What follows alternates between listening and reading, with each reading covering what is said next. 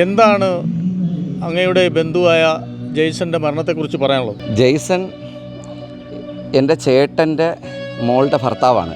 അതിലുപരി ഞാനുമായിട്ട് ഈ കുടുംബം ഒരുപാട് ആത്മബന്ധമുള്ളതാണ്.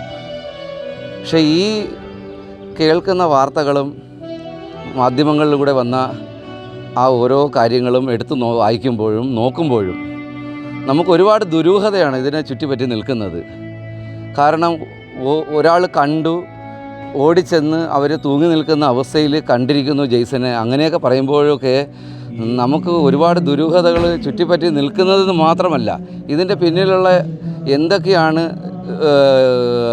കളികൾ നടന്നിരിക്കുന്നതെന്നുള്ളത് നമുക്കിന്നും വ്യക്തമല്ല. അതെല്ലാം സത്യത്തിൻ്റെ പാതയിൽ, നീതിപീഠത്തിൻ്റെ വഴിയിൽ നല്ലൊരു ജഡ്ജി ഇതിന് മേൽനോട്ടം കൊടുത്തുകൊണ്ട് ഈ കേസ് തെളിയിക്കേണ്ടത് പൊതുജനങ്ങളുടെയും ഞങ്ങൾ ബന്ധുക്കളുടെയും ഒരു ആവശ്യമാണ്. ഇത്രയും സത്യസന്ധനായ യുവാക്കൾ ഇങ്ങനെ ജോലിയിൽ നിന്നും ആത്മഹത്യ ചെയ്യേണ്ട ഒരു പ്രവണത കഴിഞ്ഞ പ്രാവശ്യം അറിയില്ലോ, കണ്ണൂർ നവീൻ ബാബു ആത്മഹത്യ ചെയ്തു. അപ്പോൾ ഇതാണെങ്കിൽ സത്യസന്ധർക്ക് ഇവിടെ സർക്കാർ ജോലി ചെയ്യാൻ പറ്റാത്ത ഒരു സാഹചര്യമാണെന്ന് നിങ്ങൾ സംശയിക്കുന്നു?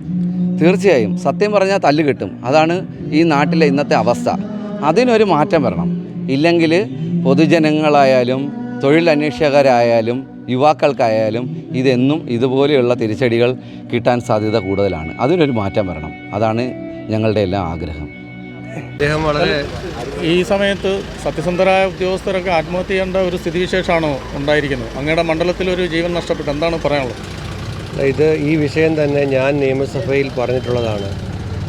കടുത്ത സമ്മർദ്ദം പോലീസ് സേനയിൽ ജോലി ചെയ്യുന്ന ഉദ്യോഗസ്ഥന്മാർ അനുഭവിക്കുന്നുണ്ട്. ഇദ്ദേഹം ജോലിയിൽ അങ്ങേയറ്റം സത്യസന്ധനായ കൃത്യനിഷ്ഠയോടുകൂടി പ്രവർത്തിക്കുന്ന ഒരു ഉദ്യോഗസ്ഥനാണെന്നുള്ളതാണ് എല്ലാവർക്കും അറിയുന്നത്. അപ്പോൾ ഈ മരണത്തെ സംബന്ധിച്ച് ഒരുപാട് സംശയങ്ങളുണ്ട്, ദുരൂഹതകളുണ്ട്. ഞാൻ തന്നെ DGPക്കും മുഖ്യമന്ത്രി ആഭ്യന്തരമന്ത്രി കൂടിയാണ്. അദ്ദേഹത്തിനും ഇതേ സംബന്ധിച്ച് സമഗ്രമായ അന്വേഷണം ആവശ്യപ്പെട്ടുകൊണ്ട് കത്ത് കൊടുക്കാമെന്നാണ് തീരുമാനിച്ചിട്ടുള്ളത്. ഞാൻ അമ്മയായിട്ട് സംസാരിച്ചു, ബന്ധുക്കളുമായി സംസാരിച്ചു. സമ്മർദ്ദം മാത്രമാണോ ഇതിൻ്റെ പിന്നിലുള്ളത് എന്നത് സംബന്ധിച്ച് ഒരു അന്വേഷണം ആവശ്യമുണ്ട്. അന്വേഷണം ആവശ്യപ്പെടും. അമ്മയുടെ അടുത്ത് നിരന്തരം ഇതിനെക്കുറിച്ച് സംസാരിക്കാറുണ്ടായിരുന്നു. അപ്പോൾ അതിനുശേഷമാണ് അപ്പം നവീൻ ബാബു ഇപ്പോൾ അടുത്ത കാലത്ത് അങ്ങനെ സർക്കാർ ഉദ്യോഗസ്ഥർ നിരവധി ഇങ്ങനെ ആത്മഹത്യ ചെയ്യേണ്ട ഒരു സ്ഥിതിവിശേഷമാണ്.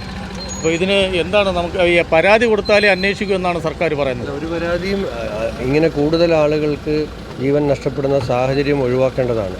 സത്യസന്ധരായ ഉദ്യോഗസ്ഥർക്ക് ജോലി ചെയ്യാൻ കഴിയാത്ത സാഹചര്യം ഒഴിവാക്കേണ്ടതാണ്. സമഗ്രമായ അന്വേഷണം ആവശ്യപ്പെടും.